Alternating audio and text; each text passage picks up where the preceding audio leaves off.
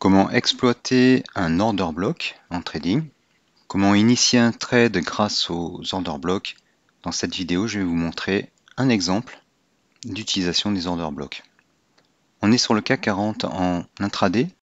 Dans une précédente vidéo toute récente, je faisais une analyse du CAC 40 avec un grand swing haussier, une correction, puis une tendance baissière. Donc là, on est après la tendance baissière. On est dans la séance d'après. Et on a eu ici un order block. Alors l'order block, il est sur la bougie rouge, puisque c'est la dernière bougie dans le sens contraire de la tendance qui se développe, avec un vide de liquidité. Un liquidity void, c'est cette partie-là. On a deux FVG au moins, deux fair value gap, et deux vrais gaps, les gaps de continuation. Je vais agrandir un petit peu. On a donc notre order block ici. Je trace un rectangle basé sur la bougie avant le début de la hausse. Alors il y a ces petites bougies là qui sont pas vraiment ce qu'on attendait. Il y a donc ces deux bougies et ensuite des bougies vertes très longues, mais il y a quand même des fair value gap. Là il y en a un en fait. Il y a un fair value gap. Je vais les tracer. Là il y en a un ici.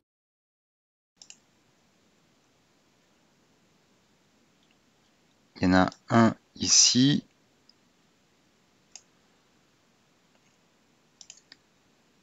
Un ici. Les fair value gap, c'est entre les mèches des deux bougies qui encadrent une bougie. Et il y a de vrais gaps. Voilà, donc il y a plein de choses. Il y a vraiment un vide de liquidité. Le vide de liquidité, il est là. Les prix montent, montent, montent. On a l'impression qu'il y a une nouvelle tendance haussière. Mais en fait, on est dans une tendance baissière. Normalement, on aurait dû s'intéresser aux order blocks baissiers. Et d'ailleurs, il y en a un ici, là. Mais c'est pas celui que je voulais vous montrer. Donc là, il y a un order block baissier. Ici, il y en a un autre.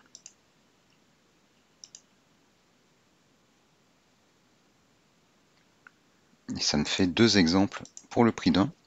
Bon, celui qui m'a vraiment sauté aux yeux, c'était celui-là. Mais on a effectivement un autre order block ici. Donc ça me fait deux occasions de vous montrer l'usage des order blocks. Donc en tout cas, donc là on a eu un order block et donc un positionnement des institutionnels. On est sur du 1 minute. Les cours montent et redescendent. Et redescendent jusqu'à l'order block pour finir de chasser la liquidité et on repart à la hausse. Et donc c'est à ce niveau-là, donc à la sortie de l'order block, on peut acheter et on met un stop loss en dessous de l'order block et même en dessous de la mèche. Là. Voilà, donc le stop loss il était là. L'objectif c'était plutôt ce niveau-là, mais bon, on n'est pas arrivé. On a atteint au contraire un nouvel order block. Je dirais un double order block, puisque là il semble y en avoir un autre. On a des vides de liquidité là et là. Et donc on fait du ping-pong entre ces deux niveaux. Les cours sont partis, ils sont venus se remplir de liquidité ici, enfin les traders sont venus chercher de la liquidité ici, et sont repartis chercher la liquidité ici, dans le sens de la baisse. On peut noter également que, donc là on a le gap entre les deux séances, on voit qu'on a rempli le gap à environ 78%, 75%, ça dépend où on se met, pour venir également chercher de la liquidité. Tout ça pour faire quoi? Pour replonger plus bas. Et là, on est en train de casser cette zone. On la casse, pourquoi? Eh bien parce qu'on est en tendance baissière. Voilà, on est en tendance baissière. Si je me mets en 1 heure, en tendance baissière. Si je me mets en daily, on est en tendance baissière avec cassure ici. Donc on n'a plus des vagues de dos haussières. On est sur un changement de structure et on passe tout doucement en tendance baissière. Pour l'instant, c'est pas une grosse tendance baissière, mais ça y ressemble.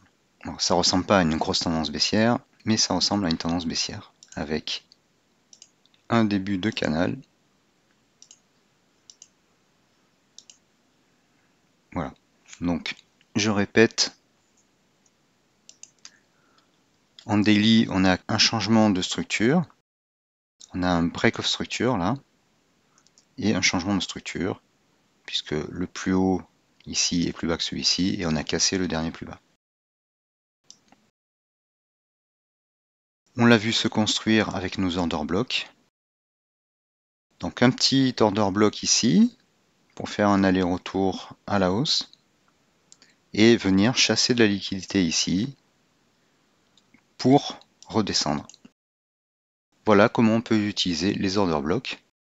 Maintenant, regardons comment les indicateurs ont réagi. Donc là, on a eu le swing trigger en bleu-vert, hausse. On est sur un plus haut. Le FTA Ball s'inverse. Donc on est sur un sommet. Là, idem, on arrive sur des sommets locaux et le FTA Ball ne fait pas de nouveau plus haut.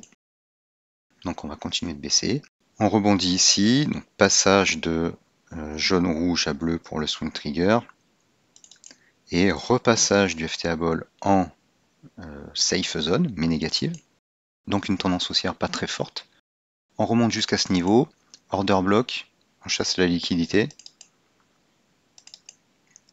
C'est un sommet, le FTA Ball s'aplatit un peu, on perd du momentum et il va repasser en sell zone un petit peu après.